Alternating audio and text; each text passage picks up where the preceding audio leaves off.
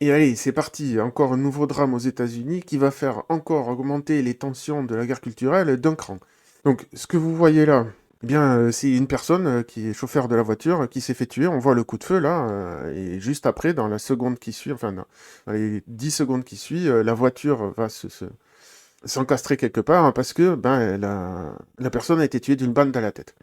Mais donc là, je vais faire une analyse non partisane, mais tout à fait cynique de la situation, parce que là, bon, il y a une personne qui se fait tuer, il y a beaucoup d'émotions, je comprends la situation, il y a beaucoup de souffrance et de tensions aux États-Unis. Donc, mais je mets tout ça de côté, enfin, pas les tensions, mais je veux revenir sur un micro-détail, en fait, un- qui va me permettre de décortiquer la mécanique de la guerre culturelle du niveau systémique, donc ce qui se passe à l'ensemble des États-Unis et des guerres idéologiques entre les gens, jusqu'au micro-détail de la situation vécue dans la réalité, pour vous montrer à quel point c'est vicieux. Pas les gens, mais les situations. Comment?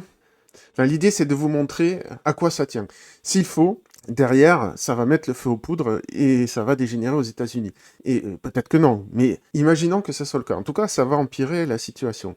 Et je veux vous montrer à quel niveau de micro-détails normalement insignifiants, tout ça, ça tient. Si jamais ça vire à la guerre civile, cette histoire, vous vous souviendrez de ce que je vous ai expliqué dans cette vidéo, vous vous direz, non mais c'est complètement dingue.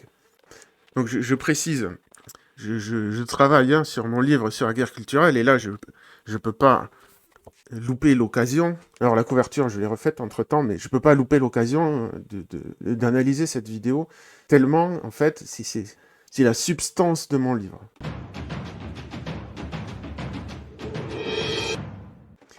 Donc, je vous mets l'extrait avec le son. Alors, préparez-vous, hein, c'est violent.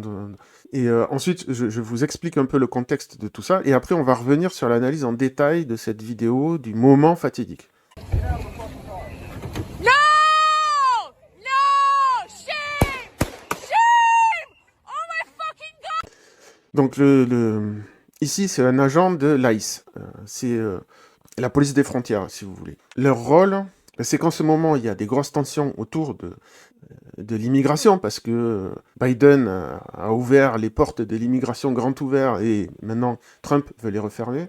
Donc là-bas, ça rigole plus. Si vous êtes un immigré illégal aux États-Unis, ben, vous avez ces agents-là, pardon, aux trousses. On se situe, c'est encore une fois, dans le Minnesota, à Minneapolis, exactement au même endroit où il y a eu le scandale très récemment, euh, des centaines de millions de dollars détournés par la communauté nigériane. Donc, ben, vous avez compris, hein, problème d'immigration. Donc on est au cœur du problème. Hein. Visiblement, Minneapolis, je ne sais pas ce qui se passe là-bas, c'est la ville de Saint-George Fentanyl Floyd. Hein, c'est là-bas qu'il a été tué. Donc c'est encore un drame du même ordre là-bas. Hein. Et voilà la personne qui a perdu la vie, c'est cette jeune femme qu'on voit ici aussi. Et donc comme d'habitude, dans la guerre culturelle, le même événement, tout le monde a accès aux mêmes images, donc tout le monde a la même information dessus, mais avec des interprétations radicalement différentes de la situation. Donc, et c'est là-dessus, vous allez voir petit à petit, on va zoomer jusqu'à ce moment fatidique dont je vous ai parlé hein, sur la vidéo de départ. Il y a un micro petit détail en fait qui fait tout basculer, vous allez voir où je veux en venir. Mais là, maintenant, je vous mets la réaction de la secrétaire du département de la Défense, Department of Home Security. It was an act of domestic terrorism. Elle dit c'est un acte de terrorisme domestique. Pourquoi elle dit ça? Qu'est-ce que ça veut dire? Elle dit, en fait, l'interprétation donc du côté républicain, c'est le véhicule a tenté de rouler sur l'agent, donc l'agent s'est défendu en tirant sur le véhicule. Vous avez entendu tout à l'heure, il y a eu trois coups de feu. Donc ça, c'est l'interprétation officielle du gouvernement américain. Là, ici, cette fois-ci, c'est le maire de Minneapolis. Donc c'est pas le gouverneur, Tim Walsh, qui est un peu sur le banc des accusés à cause des fraudes. Là, cette fois-ci, c'est le maire local. To ICE, get the fuck out of Minneapolis. Voilà. Il y a des grosses tensions, on va y revenir hein, sur la fin. Je vais vous expliquer les enjeux de ce qui se passe pour que vous preniez la mesure des tensions qu'il y a aux États-Unis. Hein. Donc, à la police des frontières, eh ben, quittez Minneapolis. Foutez le camp de Minneapolis. Get the fuck out. C'est pas partez gentiment, hein, c'est dégager de là. Donc ensuite, il y a tous les témoignages des gens autour. On va pas tous les voir, mais bon, grosso modo, il y en a. Les démocrates, en gros, disent elle est là pour surveiller que les agents ne fassent pas de bavure. Bon, c'est un peu raté pour la bavure. Mais elle, donc, dit non, en fait, elle est là pour entraver le travail des agents de la police de l'immigration. Je vous mets, c'est très court. C'est pour illustrer le climat, hein, là-bas, hein, vous avez compris. They clearly wanted her out of there because she was the main car leading the protest, is my understanding. I talked to another guy who was driving behind her, but she was very successful in blocking traffic. She was doing what she was set out to do, and so they wanted to get her the hell out of there. Yeah. So it looked like she was impeding ICE vehicles. Definitely, yeah, Okay. that was her goal. They clearly. Voilà, donc elle dit, elle bloquait la route et c'était son but. Elle n'était pas juste en train d'observer, elle essayait d'empêcher les agents de faire leur boulot. Et vous entendez derrière un arrière-plan là, en fait, il y a des manifestations là-bas. Et voilà le genre de choses qui se passent à Minneapolis, des gens qui brûlent le drapeau américain. Donc, pour vous dire, hein, les tensions qu'il y a là-bas, hein, c'est vraiment... c'est pas juste cet événement-là, c'est vraiment un tout. Et encore une fois, ça donne raison à Peter Turchin, hein, qui dit que les tensions vont monter, que c'est une tendance historique, que c'est un cycle de violence à cause de... Bon, lui, il dit c'est la surproduction des élites. Je suis d'accord avec lui, l'explication, elle est plus vaste à mon avis, mais bon, peu importe. Et je vous mets le témoignage d'une autre personne, côté démocrate, enfin en tout cas côté inverse, de ce qu'il estime que faisait la personne qui s'est fait tuer sur le terrain. Breaking down what exactly you saw this morning. Basically, ladies trying to warn everyone ICE is in the neighborhood. Just letting them know, hey, and telling ICE, hey, you're destroying families, whatnot. Stop doing this. Hey, get out of here. Stop that. She reversed so traffic can go by. The pickup truck, gray pickup truck, officer ICE got out and was telling her, hey, well, didn't tell her anything really, just telling her what, I'm going to open up your door and I'm going to get you out. Bon voilà, donc lui il dit non, elle bloquait pas le trafic, elle était venue prévenir les gens que attention, il y a l'ICE, ils détruisent des familles, hein. Bon c'est le discours démocrate là-bas, qui est pas forcément faux, hein.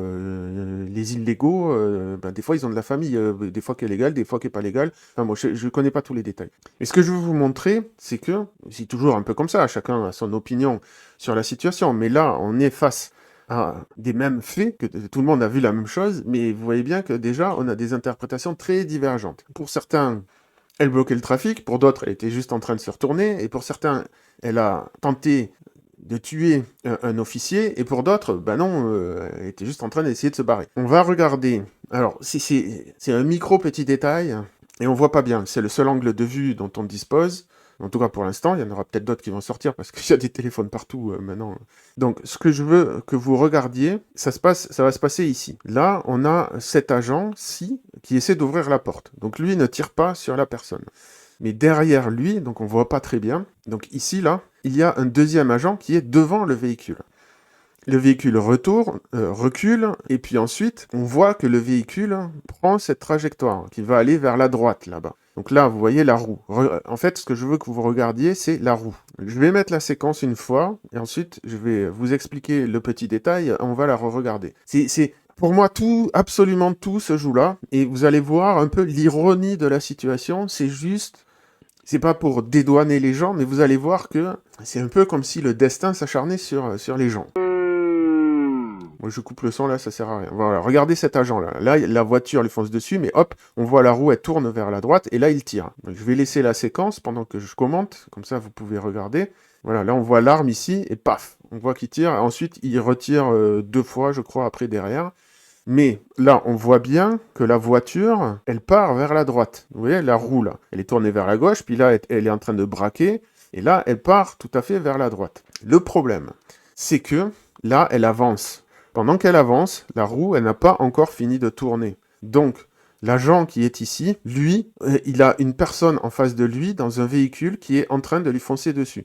En vrai, elle va finir par tourner, donc elle est en train de l'éviter. Le problème, c'est que lui, il ne peut pas le savoir. Il voit pas la route, il voit pas la roue. Peut-être qu'il la voit en train plus ou moins de braquer, mais il sait pas exactement ce qui est en train de se passer.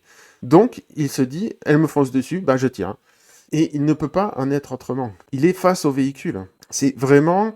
Ça se joue à une microseconde. Alors, vous pouvez dire, oui, mais il aurait pu...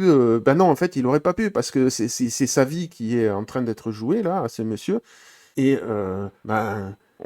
certes, il aurait pu réagir différemment, mais elle aussi aurait pu réagir différemment. Elle n'était pas obligée de tenter de s'enfuir. Donc, vous voyez, en fait, c'est une situation juste horrible. Peut-être qu'elle a pris peur, qu'elle s'est affolée, et lui, pareil, en fait. Et tout ça, ben, finalement, parce qu'il y a cette guerre culturelle qui a indirectement, je ne dis pas que ça a été fomenté par quoi que ce soit, mais les tensions font que ben, lui, il se dit, ben ouais, ben, les démocrates, ils nous foncent dessus, ils nous tirent dessus, comme c'est déjà arrivé par le passé, hein, il y a des tensions de partout. Donc lui, il peut pas savoir ce que cette personne elle a dans la tête. Et elle, c'est pareil, pour elle, eux, ce sont les méchants. Donc, elle essaie de se sortir d'une situation avant qu'il soit trop tard. Et c'est pour ça que je vous dis, tout tient à cette roue-là, hein, que lui ne voit pas, parce qu'il est dessous, il peut pas voir est-ce qu'elle est en train de braquer ou pas, il peut pas savoir, il peut pas deviner à l'avance quelle va être sa trajectoire de la voiture. Il voit le véhicule qui lui fonce dessus, il est sûrement en train de se dire, merde, j'ai le pare-choc qui est pas très loin de mes jambes, donc il tire. Et de l'autre côté, on voit bien que cette dame, elle essaie, enfin moi, à mon avis, elle n'essaie pas de le tuer, elle essaie de s'échapper. Du coup, les deux récits sont cohérents. Le récit démocrate, c'est un enfoiré c'est encore un fou de la gâchette aux États-Unis qui a tiré sur une personne innocente. Ce discours-là, du coup, il se tient. Mais le discours en face qui dit elle a essayé de lui rouler dessus, il s'est défendu, c'est de la self-défense, ça se tient aussi. Donc en fait, on a deux points de vue radicalement opposés, mais tous les deux valables. Et c'est exactement le point de départ de mon bouquin sur l'assassinat de Charlie Kirk, parce que cet assassinat a été interprété de deux manières radicalement opposées. C'est pas juste de deux manières divergentes, c'est de deux manières radicalement opposées. C'est pas les mêmes détails, mais c'est plus ou moins la même mécanique de la guerre culturelle qui est derrière. Et donc après, quand on décode cette guerre culturelle depuis ce petit détail, quand on se pose la question pourquoi les gens ont cette psychologie et les ressorts historiques et systémiques qui sont derrière, on en arrive à décoder la situation que, en fait, on est dans une crise des démocraties. Je reprends mon fameux schéma, où j'explique tout le passé. Bon, certes, je vais un peu loin, mais je repars de l'apparition de la vie sur Terre. J'explique l'accélération et que nous sommes dans une nouvelle phase d'accélération de l'évolution qui fait que nous sommes à l'ère digitale, accélération de la circulation de l'information qui fait que les structures institutionnelles et même les structures culturelles sont en train d'être déstabilisé complètement. On se retrouve dans une guerre culturelle avec un passé à gérer, donc qui devient de plus en plus pénalisant, ce que j'appelle les démocraties zombies. Donc nous sommes dans une crise institutionnelle qui se traduit exactement par ce genre de situation. Un énorme fossé culturel entre les démocrates et les républicains. Là, c'est pas juste deux partis politiques qui ont des visions différentes de comment il faut gérer la nation. Ce sont deux visions différentes de la nation, de l'avenir de la nation, qui divergent complètement. Donc ça crée des tensions idéologiques terribles, des tensions au sein des familles, au sein des communautés, qui s'amplifient depuis 10, 15, 20 ans, au point qu'aujourd'hui, il y a des démocrates qui refusent d'inviter des républicains, même au sein de leur propre famille, je veux dire, à leur anniversaire et tout ça. Et donc ça se traduit par des politiques de plus en plus insupportables quand elles sont faites par... les politiques mises en place par un camp sont de plus en plus insupportables à ceux de l'autre camp, et donc les gens commencent à se chercher un peu. Et voilà. Donc là, ça c'est en train de dégénérer. Et là, regardez, oui, je viens de voir un petit détail à l'instant, là. Regardez le moment, voilà, là, regardez le moment où il dégaine, ce monsieur. Là, il est juste devant le véhicule, et là, il dégaine, alors que la voiture, elle est clairement en train de lui foncer dessus, au départ. Là, les roues, elles sont encore en sa direction. Donc la personne, elle est en train de braquer, elle va aller plus loin, elle a l'intention d'aller plus loin. Mais lui, au moment où il dégaine, il ne peut pas savoir si elle va s'arrêter de tourner le volant ou si elle va continuer à tourner le volant. Donc en fait, il joue sa vie, ce monsieur-là. Il se dit, soit je l'arrête tout de suite, si je me trompe, elle meurt. Enfin, si je me trompe, dans un cas, elle meurt, dans l'autre cas, je meurs. Bon, il défend sa vie. Et je pense qu'on ne peut pas lui reprocher ça, puisqu'il ne peut pas savoir, puisque la situation, au moment où il dégaine, la situation est complètement ambiguë. Il ne sait pas ce qui va se passer, ce que va faire la personne en face. Il voit juste un véhicule qui se dirige sur lui. Parce que on voit bien, la personne commence à accélérer alors que ses roues sont... Voilà, là ça accélère, pouf. Et les roues sont encore en direction de l'agent, ici. Elle aurait fini de braquer avant. Peut-être que ça aurait pu être différent, mais c'est pareil. Là, lui, il a même pas un dixième de seconde pour décider, et elle, en fait, là c'est pareil. En fait, elle conduit par réflexe. Tout le monde fait la même chose, c'est-à-dire on réaccélère et puis on tourne en même temps. Donc... Cette situation malheureuse, c'est ce que je vous dis, c'est complètement ironique parce que en fait tout ça, ce sont des automatismes que tout le monde a. Donc lui, il est entraîné pour tirer sur des gens, c'est un automatisme. Elle, c'est un automatisme de conduite. Et deux, on est dans des angles morts à chaque fois, interprétatifs. Et trois, il faut réagir dans l'instant. Voilà. Donc oui, après coup, oui, c'est facile de dire ah ben non, il n'avait pas besoin de la tuer ou ah ben non, elle aurait pu coopérer. Et oui, après coup, c'est facile à dire parce que là, elle avait une chance de s'échapper. Elle n'était pas complètement nassée. Donc tout ce qu'on va entendre par la suite, ce sont des jugements après coup. Donc ce monsieur sera peut-être condamné, j'en sais rien, peut-être que non. Et dans tous les cas, il y aura une grosse partie de la population qui va trouver le résultat complètement injuste. Bien, donc ça c'est la micro-situation, le micro-moment où tout bascule. Mais il y a une situation globale derrière dont vous n'entendrez pas beaucoup parler en France et qui pourtant me semble absolument fondamentale pour comprendre le futur de cette guerre culturelle et le futur de ce qui va se passer aux États-Unis. Je vous ai dit, on est à Minneapolis, dans l'État du Minnesota. Le gouverneur, c'est Tim Walsh, il est démocrate. Le gouvernement américain, c'est Donald Trump évidemment, il est républicain. Ce qui se passe, c'est que parfois aux États-Unis, il y a des conflits entre l'État fédéral et les États. Et les États tout court. Des fois, les États refusent d'appliquer ce que le gouvernement fédéral leur demande de faire. Là, c'est le cas. On est dans cette situation-là. Le gouvernement fédéral veut fermer les frontières, veut expulser les immigrés illégaux, et les États, certains États, alors je ne peux pas vous dire les détails, je ne les connais pas tous. La Californie, c'est le cas, c'est voilà, ici. Le Minnesota, c'est sûrement le cas puisqu'il est démocrate, mais après, je ne peux pas vous dire exactement État par État. Mais il y a des États qui refusent d'appliquer la politique de Donald Trump parce qu'ils estiment qu'elle est illégitime, qu'elle est autoritaire, tout ce que vous voulez. Dans ce genre de situation, qu'est-ce qui se passe ? Eh bien, c'est la Cour suprême des États-Unis qui tranche, qui dit c'est l'État fédéral qui a raison, ou non, en fait, l'État local est dans son bon droit. Bon. Donc derrière, il y a toute une bataille juridique. Je mettrai, si vous voulez aller le lire, ce lien en commentaire de la vidéo. Mais en fait, Trump, après son arrivée au pouvoir, a dit on ferme les frontières, machin. Les États ont dit non. Certains États ont dit non. Donc, derrière, il y a eu des manœuvres juridiques. Ce que cet article révèle, c'est que Trump donc, a émis le 28 avril 2025, je ne vais pas faire tous les détails, hein, l'article est long, donc je vous donne l'idée générale, hein, et si vous voulez aller le lire, ne vous en privez pas. Donc il a émis un ordre exécutif dont le titre est « Protéger les communautés américaines des criminels étrangers ». Ok, donc, tout démarre là, sauf que en fait, il y a toute une démarche derrière. À partir de cet ordre exécutif, il dit ce que les États doivent faire. Donc il proclame l'ordre de se disperser et de laisser faire les forces fédérales. Si les États refusent, alors il y a une phase de 8 mois. C'est comme une sorte d'ultimatum. Vous avez 8 mois pour obéir à l'ordre de l'État fédéral. Si vous n'obéissez pas, alors j'ai le droit, en tant que président des États-Unis, d'invoquer une loi américaine qui est vous êtes en état d'insurrection. Vous êtes un État insurgé, je suis l'État fédéral, je vais venir vous niquer la gueule et j'ai le droit de le faire. Parce que Trump a fait les démarches derrière, il a envoyé l'ordre d'obéir, vous avez 8 mois pour vous conformer à l'ordre, je simplifie, vous avez toujours pas obéi, donc maintenant vous êtes considéré comme en étant en insurrection. C'est déjà arrivé par le passé aux États-Unis, ça n'a pas terminé en guerre civile, je vous le dis. N'allez pas surinterpréter en vous disant « oulala, ça y est ». Mais par contre, ce que je vous dis, c'est que les 8 mois sont écoulés.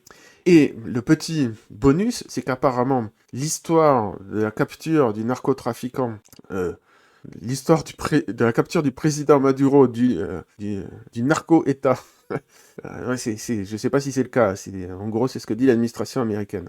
En fait, ça rentre dans ce cadre-là, parce que du point de vue de Trump, ils sont en train de lutter contre le narcoterrorisme, et donc contre l'immigration illégale et tout ça, enfin, ça fait partie du même package. Donc la suite de ces histoires, c'est que le 4 janvier, donc il y a 4 jours, hein, les 8 mois se sont écoulés. Tout ça pour dire que Donald Trump va passer en mode « puisque vous n'êtes pas d'accord, je vous tords le bras ». Il va pas s'arrêter dans sa politique. Il va surenchérir. Et il a pris soin de faire en sorte que ce soit légal, que la Cour suprême des États-Unis ne vienne pas lui mettre des bâtons dans les roues. Alors après, moi, j'ai pas tous les détails, et il y a les prochaines élections américaines de mi-mandat, donc qui vont être absolument cruciales. Ça va être une bataille électorale, alors là, je vous dis pas les tensions qu'il va y avoir avec ce genre d'épisode. Et je conclurai en disant, ne pensez pas que ça soit si différent que ça en France. Hein. L'affaire Adama Traoré et plein d'autres, c'est des affaires du même style. C'est-à-dire que le même événement est interprété de manière radicalement opposée par les parties prenantes. Pour certains, c'est une bavure de la police, pour d'autres, ben non, c'est la police qui fait son boulot. En gros, hein, c'est pareil en France. On n'en est pas aux mêmes tensions qu'aux États-Unis. En France, il n'y a pas la liberté d'expression garantie par la Constitution. Donc, c'est pas du tout pareil. Mais c'est la même guerre culturelle qui se manifeste de manière différente aux États-Unis et en France. Voilà, pour ceux qui connaissent pas la chaîne, le blabla habituel.